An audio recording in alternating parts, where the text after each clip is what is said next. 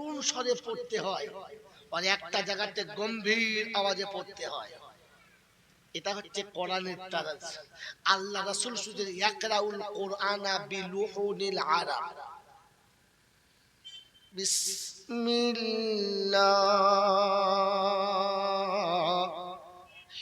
রহমানির রহিম।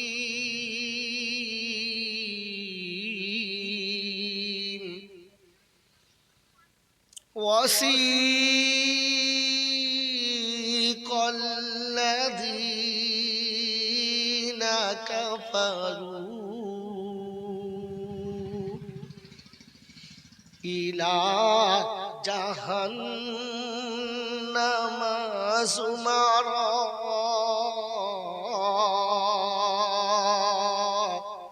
حتى إذا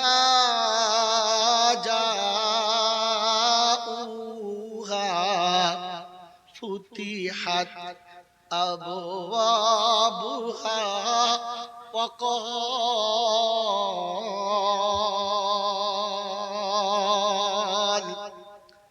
আরবের জামাত এসেছে আল্লাহ হতভাগা ট্রান্সলেট করেছে। একদিন মাগরিবের নামাজ নামাজ আমাকে পড়াতে দিয়েছে, আর এটা পড়েছি তো পিছনে যতগুলো আরবেন ছিল প্রত্যেকের জামা ভিজে গেছে চোখের পানিতে। আমাদের বাঙালির কিচ্ছু হয় না, কারণ মাল তো বোঝে নাই কি চলছে। এখানে আপনাকে করুণ স্বরে পড়া, কারণ জাহান্নামের বয়ান চলছে। কথা বুঝেছেন? আর মজা নেওয়ার বয়ান, فإذا برق البصر وخسف القمر وجمع الشمس والقمر يقول الإنسان يومئذ أين المفر كلا لا وزر إلى ربك يومئذ المستقر ينبأ الإنسان يومئذ بما قدم وأخر। الترس আলাদা।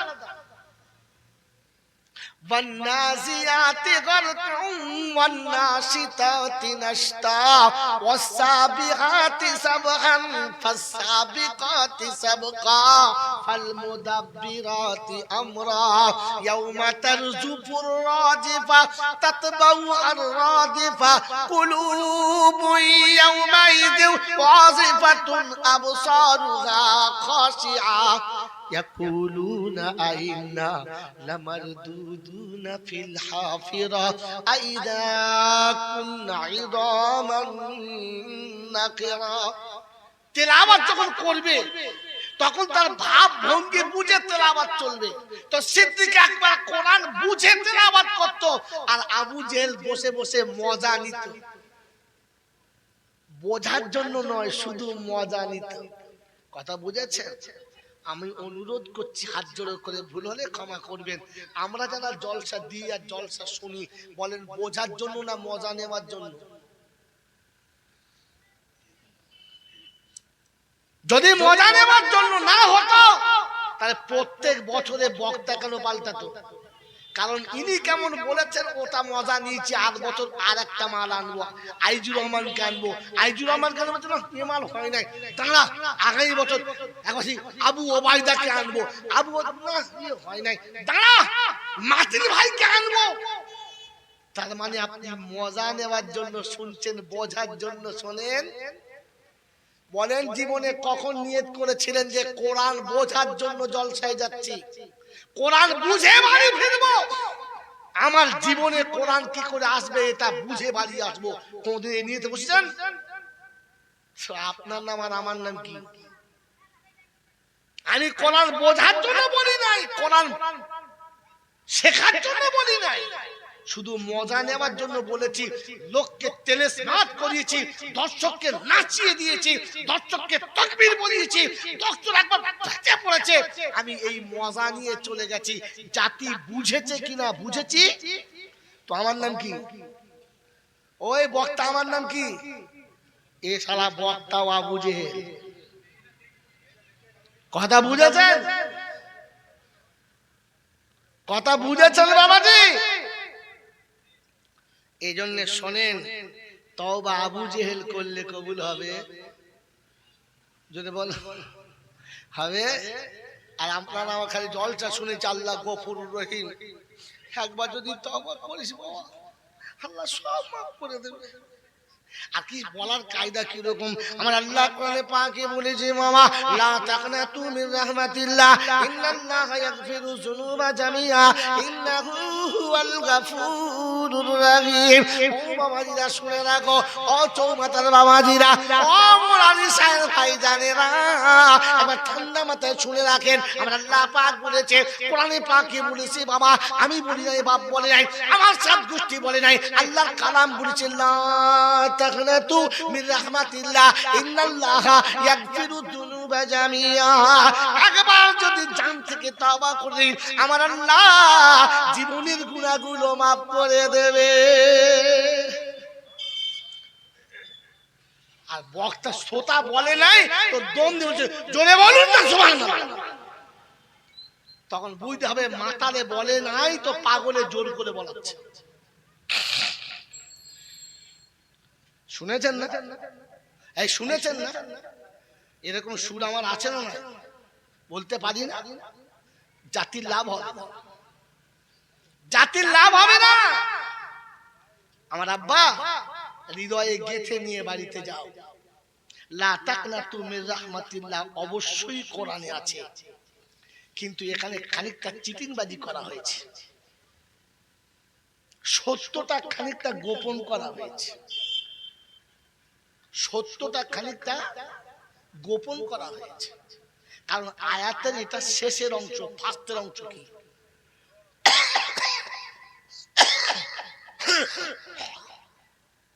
আল্লাহ পাক কাদের জন্য বলেছিলেন লা তাকনাতু মির রাহমাতিল্লাহ, ওটা বলে নাই, ঢালাও বলেছেন।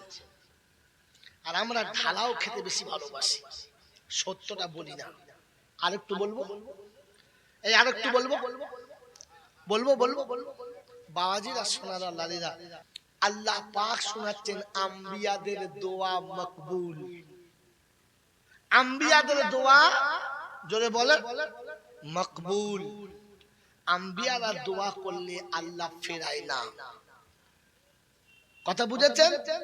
হ্যাঁ না বলেন যে নবীরা দোয়া করলে আল্লাহ ফেরায় না, বুঝেছেন? এবারে ব্যাকে আসুন।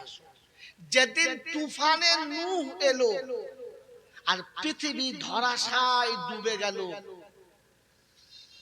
মানুষ যখন পুঁটি মাছের মতো মরছে আর ভাসতে ভাসতে যাচ্ছে, ওই সময় নূহ নবী দেখেন যে বেটা কেনান মাঝে মাঝে ডুবছে আর পানি খেয়ে ভুক করে ভাসছে। তো বলছি ইয়া বুনাইয়ার কাব মানা। এবারে কোরআনে যান, হাফেজ সাহেব আপনি আপনি হাফেজ একটু হবে, এই তো কোন পারা যায়? তো ইয়া বুনাইয়ার কাব মানা, হ্যাঁ কি কোন পারা? হ্যাঁ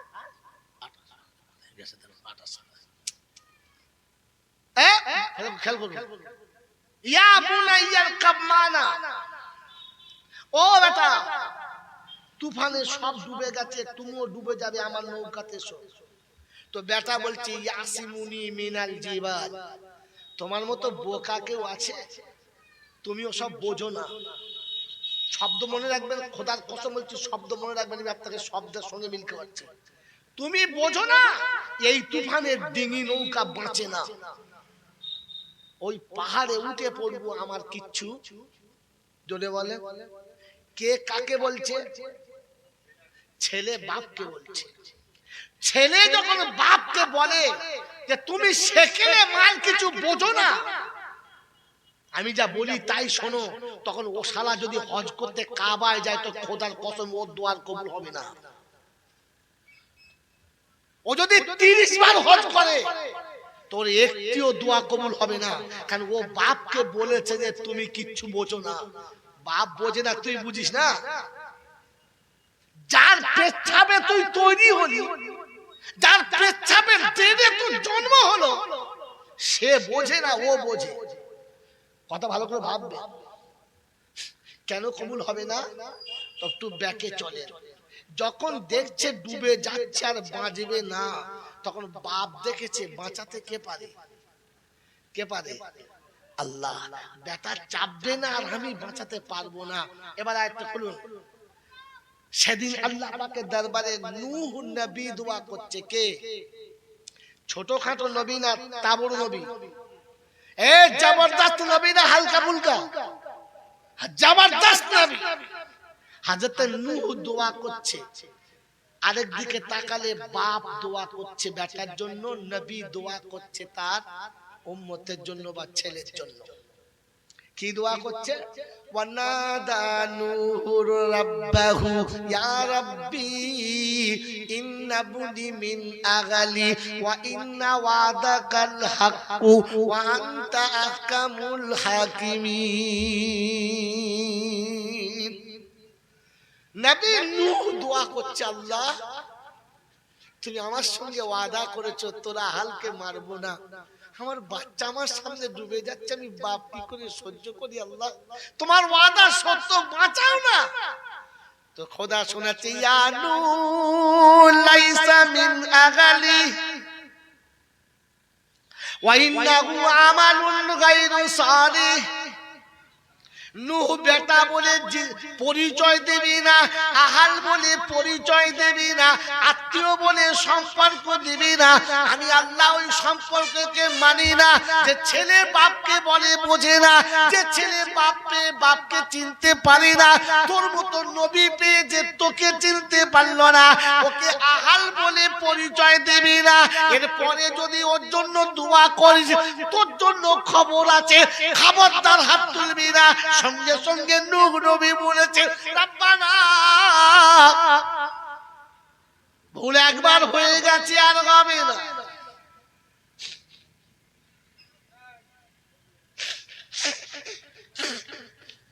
এইরকম বিয়ানা ছেলের জন্য নবী দোয়া চাচ্ছে, তো খোদার ধমক আসছে, দ্বিতীয়বার চাইলে তোর নবুয়তটা কেড়ে নেব।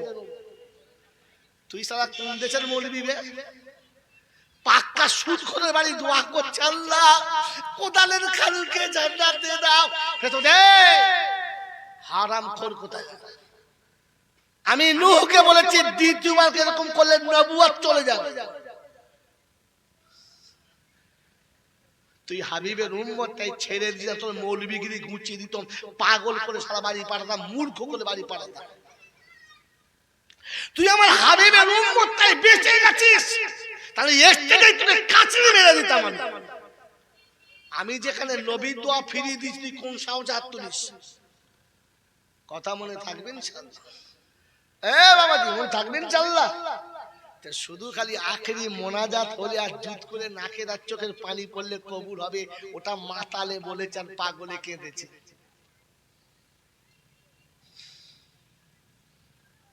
কথা বুঝতে পারছেন? এই এলাকার লোক আর আমার নাম করে চাঁদা চাইলে দেবে, লোক শালা রাঁধিনি অন্য কাউকে নিয়ে আয়। হয় বাবাজিরা, আমার আল্লাহওয়ালা ভাইরা, আমাকে ক্ষমা করবে। আবু জেহেল কোরআন শুনতো না, শুনতো না। তবার চ্যাপ্টার বলার কথা রয়েছে, আমার কোথায় যাই রে, এটা তো না ছেড়ে আর যেতে পারছি না। আরে আমার মুখের কথা আপনার বিশ্বাস নাও হতে পারে, এ মৌলানার কথা আপনার বিশ্বাস নাও হতে পারে, এ আলেমদের কথা আপনার বিশ্বাস নাও হতে পারে। হ্যাঁ না না জোরে বলে, কিন্তু যেটা কোরআনে আছে ওটা তো বিশ্বাস হবে। হ্যাঁ না না বলে। আমরা এই চারটে মৌলবি খানা খাওয়া চুলো ছাই বলেন না, আবু বকর সিদ্দিক ছোটখাটো মৌলানা না বড় মৌলানা? জোরে বলে। আল্লাহ নবী বলেছেন পৃথিবীর যত রকমের ঈমানদার আছে, নবীদের পরে কারোর ঈমান যদি ওয়েটওয়ালা থাকে, সেটা আবু বকরের ঈমান। কার ঈমান?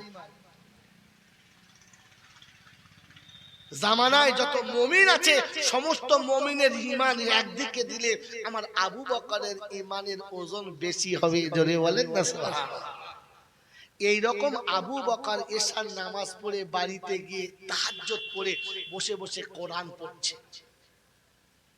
বিছানা থেকে বিবিকে ফেলে, বাচ্চা ফেলে আবু জেহেল উঠে এসে দাঁড়িয়ে দাঁড়িয়ে কোরআন শুনছে, বসে না দাঁড়িয়ে। আপনাকে তো সারা চট পেতে ডেকে বসাতে হচ্ছে, ও দাঁড়িয়ে দাঁড়িয়ে মশা খাচ্ছে, মাছিতে খাচ্ছে, পিঁপড়ে কামড়াচ্ছে, আর এক ধ্যানে কোরআন শুনছে। কার কাছে? আবু বকরের কাছে।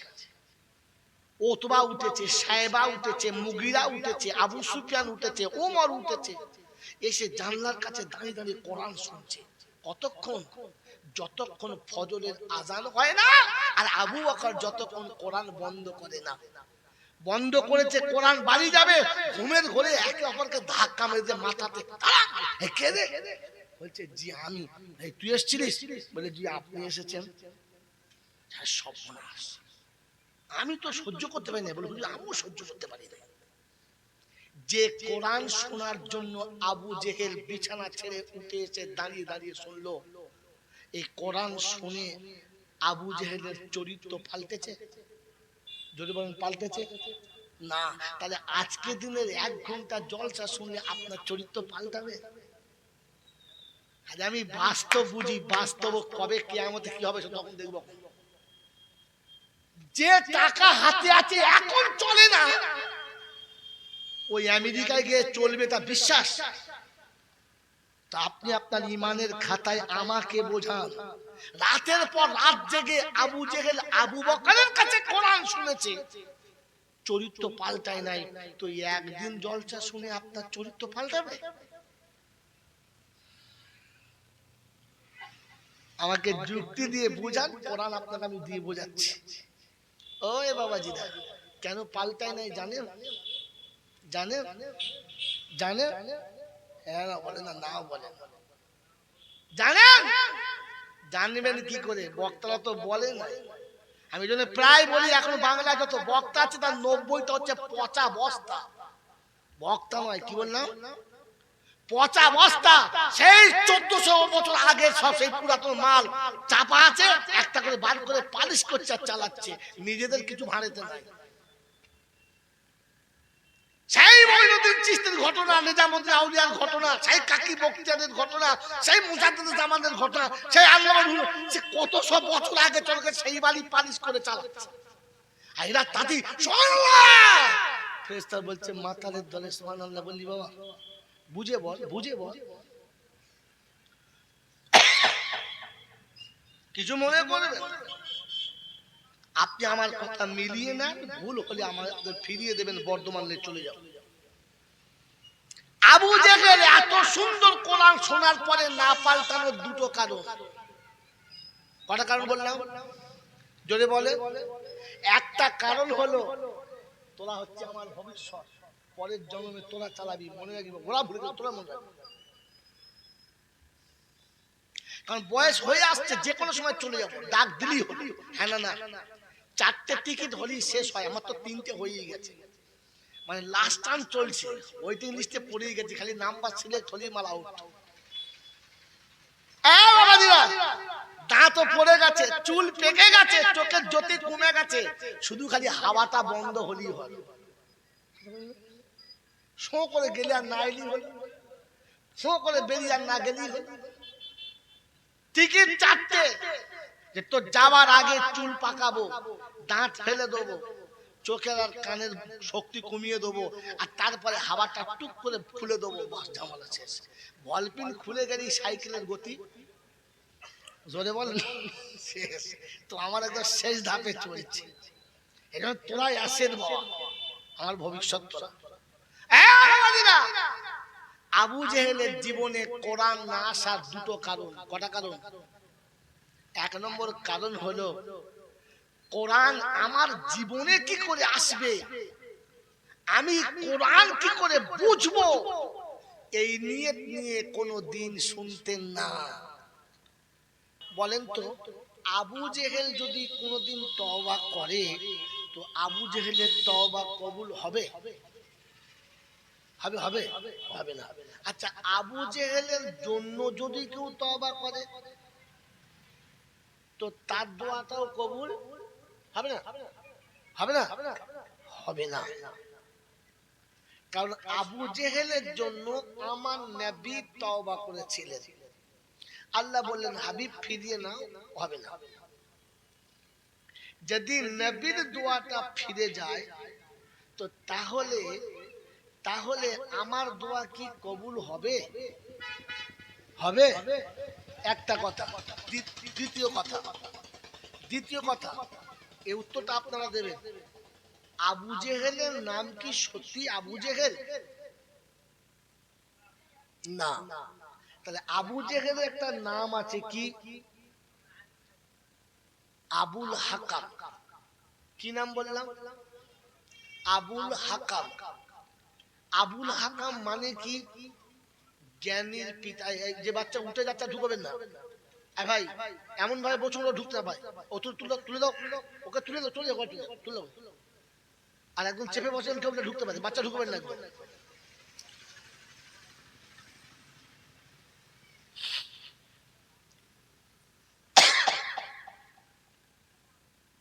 যে কথাগুলো আমি আস্তে আস্তে বলছি,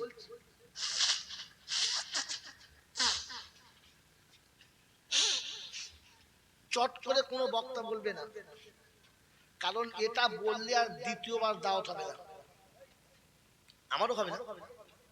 তো বলছি,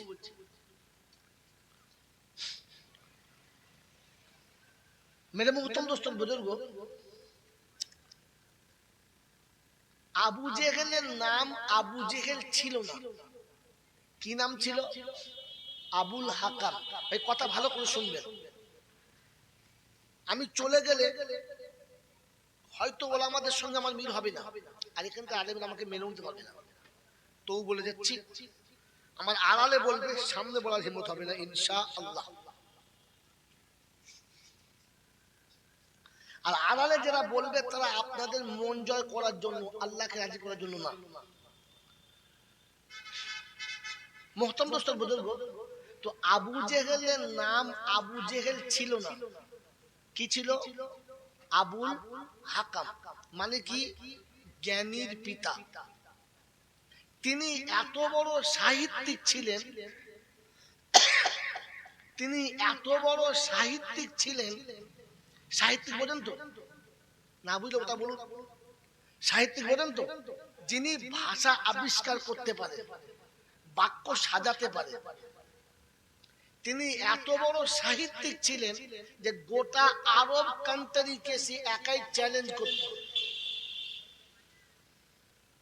গোটা আরব কান্ট্রিকে একাই চ্যালেঞ্জ করত যে কোন মায়ের লাল আছে আমার কবিতার পাশে আমার থেকে ভালো কবিতা লিখে দেবে, আমার ছন্দের সাথে মিলিয়ে একটা ছন্দ লিখবে। এত বড় জ্ঞানী ছিলেন, এই নামটা তিনি উপাধি পেলেন জ্ঞানীর পিতা। আমি যে কথাগুলো বলছি নোট রাখবেন। মেরে মুহতরম দোস্ত বুজুর্গ, আবু জেহেলের বাড়িটা আমার নবীর বাড়ি থেকে দূরে ছিল না কাছে ছিল? বলেন বলেন। একদম কাছে, কাবার সামনে। কাবা, এ বাবা আমি বারবার বলছি আমার নজর কাটবি না, আমি গল্প শোনানো মান না, নজর কাটবি না, সরে যা। এ বাবাজি এদিকে তাকান। আবু জেহেলের বাড়ি একদম কাবার সামনে। এখন যে হাজিরা যায় তারা গিয়ে ওর বাড়িতে পেচ্ছাপ করে আসে, এখন ওটাকে পেচ্ছাপখানা করেছে। ওই আবু জেহেলের বাড়ির নাম ছিল দারুন নাদওয়া। কথা বুঝে এসছে? কথা বুঝতে পারলেন? এবারে মিলিয়ে নেন, এবারে মিলিয়ে নেন। আবু জেহেলের নাম আবু জেহেল ছিল না, নাম ছিল আবুল হাকাম। আবু জেহেল কি করে হলো? কোরআনের মতো এত সুন্দর ভাষা, এত সুন্দর শিষ্টাচার, এত সুন্দর কানুন যখন বুঝতে পারলো না আর নবী বুঝাতে পারলেন না, তো তখন আল্লাহ নবী বললেন আনতা আবু জাহেল, তুমি মূর্খের পিতা, কারণ তোমাকে জ্ঞানীর পিতা বলা মানায় না। বলেন এই মূর্খের পিতা নামটা তার কর্মের জন্য না তার আসল নাম? যদি বলেন, তাহলে বোঝা গেল কোরআন যারা বোঝে না, কোরআন যারা বুঝতে চায় না, ওদের নাম কি? এবারে এখানে কে কে আবু জেহেল আছে দেখে নিন। 30 বছর কোরআনের বায়ান শুনে যাদের জীবনে কোরআন এলো না আর কোরআনের শিষ্টাচার বুঝতে পারলো না, যে আগে যা ছিল তাই রয়ে গেছে, এর নাম কি? যদি বলুন। এইরকম আবু জেহেল যদি জলসায় বসে আর বক্তা যদি দরুদ শরীফ পড়ে, কবুল হবে? আপনি জলসা শুনে মাথায় টুপি দিয়ে বড় জামা পরে যাচ্ছেন আর ফেরেশতা ভাবছেন, তো আপনি যে আবু জেহেল এটা জানেন? কারণ আবু জেহেলের নাম আবু জেহেল ছিল না, ওর কর্ম ওকে আবু জেহেল বানিয়ে দিয়েছে। কারণ কোরআনের মতো ভাষাটা সে বুঝতেই পারলো না, জীবনে আনতেই পারলো না। কথা বুঝেছেন? হ্যাঁ না না? ওই মাসুম বয়স থেকে বৃদ্ধ বয়স পর্যন্ত জলসা হলো, জুলুস হলো, ওলামা এলো, বুজুর্গ এলো, হাক্কানি আলেম এলো, পীর ফকিররা এলো, এত করে বুঝানোর পরে যে কোরআন বুঝতে পারলো না, কোরআন তার জীবনে আনতে পারলো না, এর আরেকটা নাম কি? ওর নাম আব্দুর রহমান হতে পারে, নামে আব্দুল সাত্তার হতে পারে, নামে কুদরতুল্লাহ, রহমতুল্লাহ, বরকতুল্লাহ হতে পারে, কিন্তু জাতে কি? বলেন বলেন। আবু জেহেল। ওর নামে অনেক কিছু হতে পারে, ইমরান, ফরমান, কুরবান, তুরান, ইরান, কিন্তু জাতে জাতে তো এখান থেকে জলসা শুনে যাবার সময় ভেবে ভেবে যাবেন, আমি তো আবু জেহেলের খাতায় পড়ি নাই। এরকম বক্তা কোনদিন বলবে? আর বললে তা দাওয়াত হবে? হবে না। পরে পরে পরের টপিক। আবু জেহেলের বাড়িটি কাবার একেবারে সামনে, বাড়িটির নাম হচ্ছে দারুন নাদওয়া। যে কোন আলেম জিজ্ঞেস করলে এক কথা বলতে হবে। আল্লাহর নবী যখন মদিনার মসজিদে কিংবা মসজিদে বাইতুল্লাহতে যখন সাহাবীদের নিয়ে, মক্কাবাসীকে নিয়ে দ্বীনের কথা শোনাতেন, তখন আবু জেহেল ওইখানে বসেই শুনতো। কোনদিন নবীর কাছে এসে শুনতো? জোরে বলে, এক কথা মনে করেন ভালো করে। সারা জীবন বয়ান শুনেছে মুহাম্মদ রাসূলুল্লাহ, কিন্তু নিজের জায়গাতে বসে, এই নিজের জায়গাতে বসে শুনেছে বলে কোরআনের তাসির তার দিলেতে আসে নাই। শোনেন আর ভাবেন, এই পৃথিবীতে কোরআনের মাহফিল চলবে, জিকিরের মজলিস চলবে, আল্লাহ আল্লাহ রাসূলের কথা হবে, বুজুর্গানের দিন আসবে, আর ও যদি বলে আমি বাড়ি থেকে বসে বসে মাইকে শুনতে পাচ্ছি তো যাব না, তাহলে এর নাম কি? বলেন বলেন। শ্বশুরের 40-এর মিলাদে গেছে, আর ও হারামখোর সেলোজের পাশে বসে চকলেট খাচ্ছে, মিলাদ শুনছে। মজলিস আসলে বলে কি ভাই আমি এখানে তো শুনতে পাচ্ছি, বলুন না আমি শুনতে পাচ্ছি, ওর নাম কি? বলেন। এরা কি বোবা নাকি? আমি শ্মশানে জলসা করছি, এর নাম কি? এবার এরকম আবু জেহেল কে কে আছে দেখেন। বোনের শ্বশুর বলেছে ভাই মিলাদে গেছে, গিয়ে বোনের সঙ্গে রান্না করে হেসেলে আড্ডা মারছে, আলেমরা ডাকলে বলে আমরা এখানে শুনতে পাচ্ছি, বলছে আপনার সব কথা শুনছি। কোথায় বসে? রান্না করে বসে। এদের নাম কি? জোরে বলো। এখান থেকে লিখে নিয়ে যান সারা কে কে আবু জেহেল। আবু জেহেলের চরিত্র জীবনে পাল্টেছে, আবু জেহেলের চরিত্র জীবনে পাল্টেছে, জোরে বলেন না। আর যারা 40 বছর জলসা দিচ্ছে ওদের চরিত্র পাল্টেছে, কারণ আলেমের সামনে বসে কোরআন শোনে নাই, বাদরামো করে শুনেছে। বুঝতে পেরেছেন? সেলিম মোস্তফা আমাকে দাওয়াত দিয়ে ভুল করে ফেলেছে, ও বুঝতে পারে নাই যে মাল আমাকে দিয়ে শুরু করবে, কারণ আমি যার খাই নাঙ্গল তার মাটি চালাই। হ্যাঁ না বলে? হ্যাঁ, নবীর মুহাব্বতে গদগদ, আর শয়তানের কথায় দাড়ি চাঁচতে এখনো রত। একে আশেকে রাসূল বলে না খবিসে রাসূল বলে? যদি বলে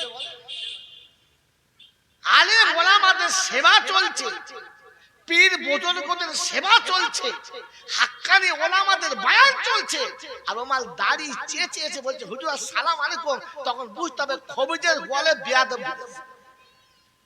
তো সালাম দেওয়ার সময় লজ্জা করা দরকার ছিল না?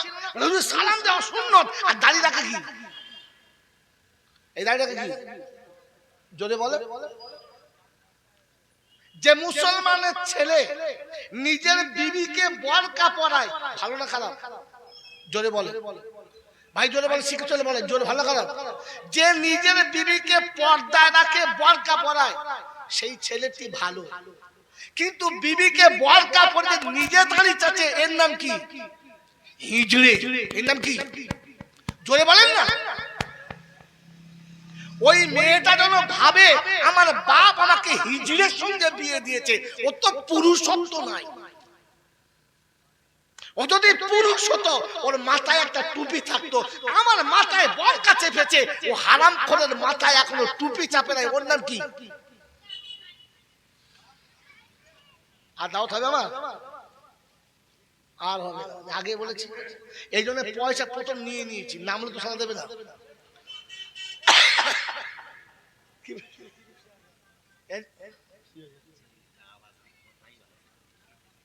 এর থেকে জোরে আওয়াজ হতে হবে, আপনি শুনতে পাচ্ছেন তো?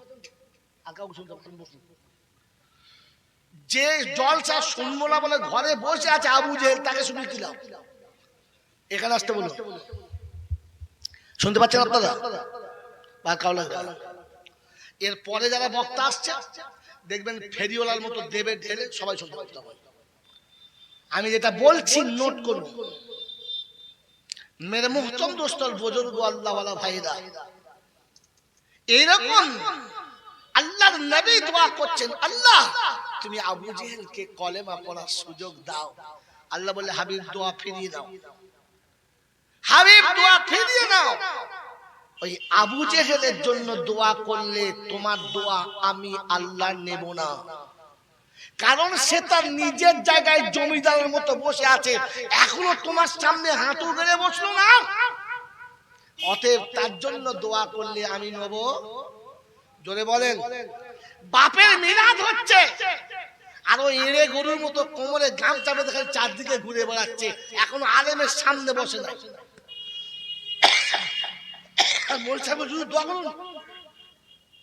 বাপের মিলাদে দোয়া চলছে, আর ও হেসে হিসেব করছে কোহারি বিরিয়ানি হয়েছে, এই শালার দোয়া কবুল হবে। কোন পাগলে বলেছে রে? ডাক মৌলবীকে, ডাক তোর কোন জাতের কত মৌলবী, ডাক দেখি। বোকা কথা। আবু জেহেল নিজের জায়গা পাল্টায় নাই, তাই রাসূল দোয়া করেছেন কবুল। আপনি যতক্ষণ আপনার চরিত্র পাল্টাবেন না, মদিনা থেকে যদি কোনো ইমাম নিয়ে আসেন আর জান্নাত থেকে ফেরেশতা নিয়ে আসেন, তো জিবরাইল দোয়া করলে আমার আল্লাহ নেবে না, নেবে না, নেবে না। কথা বুঝেছেন? হুজুর বললে জোরে সুবহানাল্লাহ বলতো, আর তো কেউ সুবহানাল্লাহ বলে না, খুব সুবহানাল্লাহ বলতে না। বুঝেছেন? পাগলের গোয়ালে মাতালে সুবহানাল্লাহ বলে। বন্ধু, আপনি আপনার জীবনে মিলিয়ে নেন, এত জলসা শুনে কেন চরিত্রটা পাল্টালো না? ওলামারা এত সুন্দর সুন্দর কথা বলে কেন আপনাকে বুঝাতে পারলো না? কারণ এখনো আপনি আবু জেহেলের দলে পড়ে আছেন। মেরে মুহতরম দোস্তর বুজুর্গ, তো তিনটে শর্ত বলেছি। আবু জেহেল আমার নবী বংশের ভিতরে ছিল না, বাইরে ছিল? ভেতরে ছিল। মেরে মুহতরম দোস্তর বুজুর্গ, রক্তের সম্পর্ক বাঁচাতে পেরেছে? বাঁচাতে পেরেছে?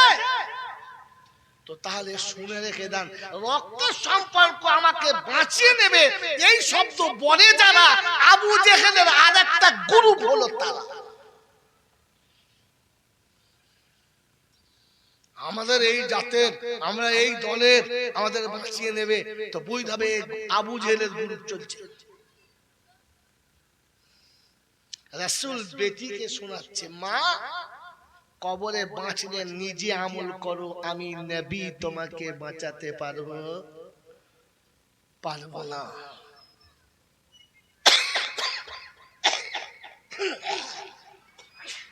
চরিত্র যখন ঠিক হবে না, তখন যাদের আমি আগে বলেছি বাচ্চা বসাবে না, তোলে একদম খেয়াল করে না। চরিত্র যখন পাল্টাবে না, তো তখন যাদের দোয়াটা কবুল হওয়ার কথা ছিল তাদের দোয়াটাও কবুল হবে মিলিয়ে নেন। আমি এতক্ষণ যা বলেছি যুক্তি তর্কে, এবারে কোরআন মিলিয়ে নেন। বলেন আল্লাহর নবী বলেছেন কথাগুলো সত্য না মিথ্যা? রাসূল বলেছেন তিনটে মানুষের দোয়া অনিবার্য কবুল হবে। এই অনুরোধ শ্রোতাদেরকে ভক্তির সঙ্গে শোনেন, তিনজন মানুষের দোয়া অনিবার্য কবুল হবে। তাতে রাসূল বলেছেন দাওয়াতুল ওয়ালিদি আলা ওয়ালাদিহি, পিতা যখন সন্তানের জন্য দোয়া করবে। কারণ পিতা হলো 3 in 1। আজকের ওটা বোঝানোর সময় নেই আমার কাছে। পিতা শুধু পিতা না, পিতা মুসাফির আর মজলুম, পিতা 3 in 1। কোথায় কোথায় এখনো টাইম নেই। কোনদিন যদি এলাকায় দেখা হয় তো বলবেন হুজুর পিতা 3 in 1 বুঝান, তো আপনাকে বিতাফসির কোরআন এক সাইডে, হাদিস এক সাইডে, আপনার থিওরি এক সাইডে, তিনটে রেখে দেখিয়ে দেবো। আজকের এতটুকু শুনে নেন যে পিতার দোয়া অনিবার্য কবুল হবে। কে বলেছেন? যদি বলে আল্লাহ। আর কে বলেছেন? মুহাম্মাদুর রাসূলুল্লাহ। যে কথাটা আল্লাহ এবং তার রাসূল বলেছেন, বলেন এই কথাটার উপরে আর কোনো সন্দেহ আছে? না।